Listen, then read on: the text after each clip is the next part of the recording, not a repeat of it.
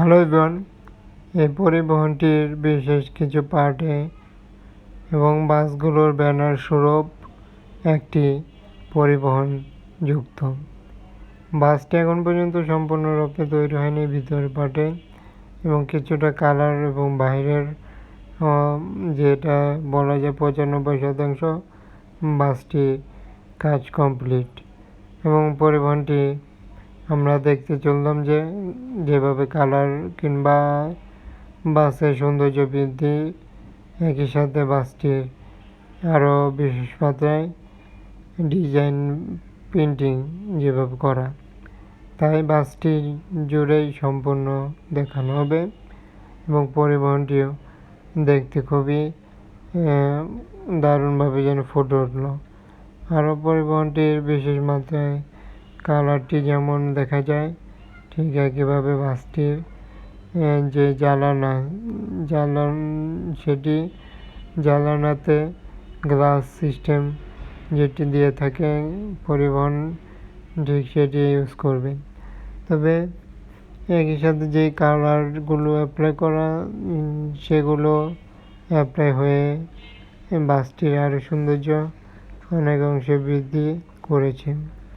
পরিবহনটির আরও বিশেষ মাত্রায় সম্পূর্ণ তৈরি হয়ে গেলে খুবই একটি অন্যরকম কিংবা ইউনিক রকমের একটি ডিজাইন দেখা যাবে। এবং পরিবহনটির ব্যাকপার্টেও বাসের সাইড ডিজাইন সেম রেখেই দেওয়া হয়েছে।